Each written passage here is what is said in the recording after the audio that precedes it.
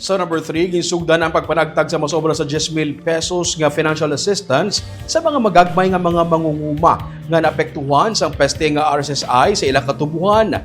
Personal nga ginpaalinton sang DSWD Secretary ang mensahe sa presidente para sa ila. Ma-report si Barbara Mijares.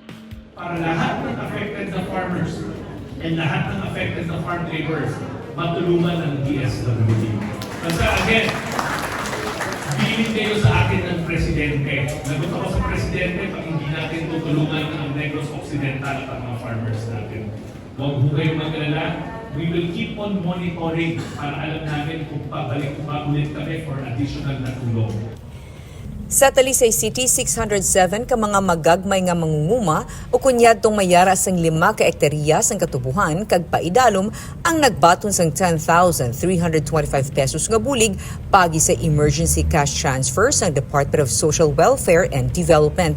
Si Joscoro Pascual sang Barangay Katilingban katunga sa iya katubuhan ginigo sang RSSI. Sa tunga sang kapirtihan kag sang iban pagid nga kagastuhanan nagapasalamat siya nga bisan paano nakabaton siya sang bulig para makapiyan-piyan. Kalapado ta mo?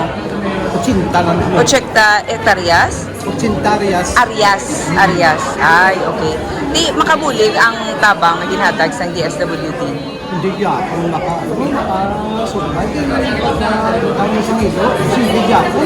Di promayo na lang ang mayara ka makapiyan-piyan. Oo, makapagartagal.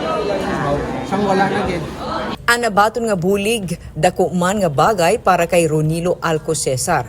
1/4 sang ektarya sang iya nga katubuhan ang nahalitan sang RSSI. Dako nga bagay, ma'am. Suno kay DSWD Secretary Rex Gatchalian ang cash assistance nga nabaton sa mga mangunguma magamit nila santo sa ila mga kinahanglanon. We empower the family to decide for themselves. Ang goal ng DSWD is to always make sure na the families don't go hungry, diba? And or else kung baka meron silang ibang pananagutan, let's say they have needs ng mga bata that they used to pay using their salary, diba, when they go to school. So we cannot impose on them na gamitin nyo to sa farming impulse. If they want to, it's really up to them. But kami, the intervention is more for social protection. For families not to go into poverty or deeper into poverty, for hunger not to happen. May 11,000 ka mga magagmay nga mangunguma gikan sa Negros Occidental kag Oriental base sa initial figures ng DSWD ang magabaton sang bulig.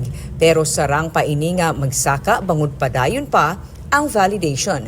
Ang Sugar Regulatory Administration o po ng LGU, pagi sa tagsa ka Agriculture Office ni kag Social Welfare Offices ang nag-coordinate kag nagapatod sa mga listahan. Kung may mga na-validate na nga lista, handa ang DSWD sa pag-release ng bulig gilayon. So, SRA has their own list. What we did was we confirmed, no, na patawag kami sa aton mga farmers na sino man gid kagin konfirma kung may affected man gid sila. So, we based on that list kag amo nang unang naging padala naton sa DSWD.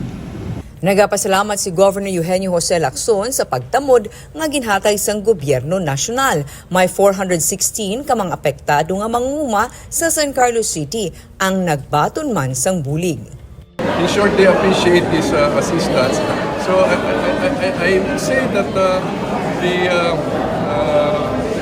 the help given by the national government is well appreciated.